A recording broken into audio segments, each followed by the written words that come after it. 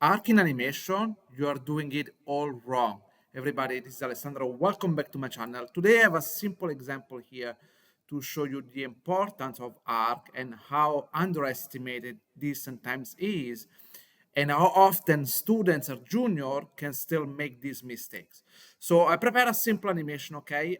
Not the best. The purpose of this animation here is not to discuss poses, timing, and stuff like that, but I choose this one because there is a lot of arc involving in the entire body, right? And that's what we're going to discuss about it today in this tutorial. So one of the mistakes I was doing, guys, when I work in animation, I was doing an assignment, I thought about arc. What I think about it classically, said, okay, you know what? The character is here, like kind of moving forward. So I want to have this kind of arc in here on the pelvis. Then it's jumping. Of course, I want to have a nice arc here on the pelvis, right? And maybe if the legs are moving like this in circle, I will do the arc of the feet and stuff like that. And more or less, I thought those were the all important things for the arc that I need to take care of for my animation, and that would be enough. Nothing more wrong about this, because in order, if you want an animation that looks really good, really polished and solid and everything, right, and looks in harmony for a shot like this, right, you need to check the arc of everything. I'm not talking about just the pelvis, the legs and the arms. When I say everything, I mean also everything. Let me give you a quick example here, right? Let me do this first jump in here, right? I'm gonna start with this first section here, and I'm gonna pause here for a moment. Okay, so if I try here the pelvis, and obviously as I mentioned before, I have the arc, and as you can see, the arc is pretty much smooth here, right? The character is doing is jumping behind. It looks good from every view, right? However, that's not the only important things, because, for example, for a shot like this, classic mistake that people do is not to track the upper body, right? The shoulder. And if you go in here, guys, well, you notice that even here, my upper body has a very nice and clean arc. All right. When I look at it from here, look how clean is the arc from this point of view. All right. Okay. So it's even though I animated the spine and everything, the trajectory of my upper body is perfectly clean. All right. So that's another important thing that you want to keep track of it. Another obvious one is the foot, all right? So in fact, if I go here on the foot, right, as you can see, very little arc in here, right? Here, obviously, it's tracking here, simple arc here. But when I do this one, right, boom, see, very nice arc, and looks also good. This is slightly diagonally. That's not a random, right? It's done on purpose. That it's been tracked frame by frame, all right? Now, however, some people stop in here, but you cannot do that because obviously I'm tracking the knee as well. If you think like it's enough just to do the arc of the foot and then the knee will follow perfectly, you are then wrong. In fact, if you see the knee, I have to tweak it one by one. Okay, um, boom in here. Obviously, just guys, for this sake, I keyframe every key here, right? But it's not necessary. You don't have to do it all the time. Okay, it depends. Just because for me working like this was a little bit easier to track and to see the white dots in every frame, right? But as you can see, it's very, very well done here when it comes to circle and stuff like that. Obviously, one more time, I've done this one for this leg overall here. Again, this leg again has a nice arc overall here. See, it's working very well from this arc. Okay, and from here, see how nicely the arc is done here, right? And here at some point I'm switching between IK and the FK, so this is the IK doing this one. But you're getting the point. Again, I'm going from top view. The arc is perfectly tracked. One more time, I didn't forget to adjust all the poppy knee, right? Same stuff here. You see?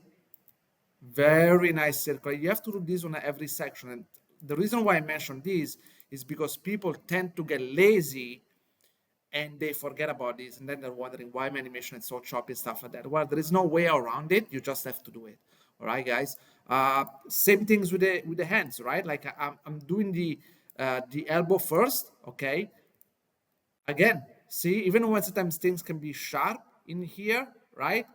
Boom, going here, going behind here. See how the arc is just smoothly done here. Sometimes, due to certain motion can be a bit sharp, okay? But for the most part, as you can see, is being tracked nicely, all right? The reason why I did the elbow first, because then if I want to track now the hand, right? And I want to fix the hand, well, I don't need to move the upper arm because we already cleaned up the elbow. I can just move this controller here, right? And again, same things as you can see, guys, from the um, this arc here. Again, really well done, right? And same stuff in here. See, all the arc are perfectly clean. And again, there is no shortcut here. I have to spend time doing accurately as well. Of course, I did the head as well with the nose. It was pretty easy, more or less, once the upper body is kind of done. Just require a little bit of tweaking, all right? And another thing why this is so important, was just an example, but there is another motion here where when you do something like this, okay, if I play this section here, right? This one is very easy to mess up and to make it look very, very wrong. The reason why this is looking so solid is because, again, let me go here. This is the most important part in here, right? Is because obviously, again, as I mentioned before, I track the arc in here. Again, this case is very simple, but more important, because the character is doing multiple rotation at the same time, you have to track this one here. Okay, you see how perfectly it's done, the arc in here? Boom. See? Very nice and smooth. And while he's doing this one, at the same time, he's spinning in place. Okay? So I use, as you can see, two controller combined to achieve this one. But this one will help you to have this effect really, really smooth. I can see a lot of people when they try to achieve something like this, the animation looks extremely dirty. The reason is why, because you're not tracking probably your upper body.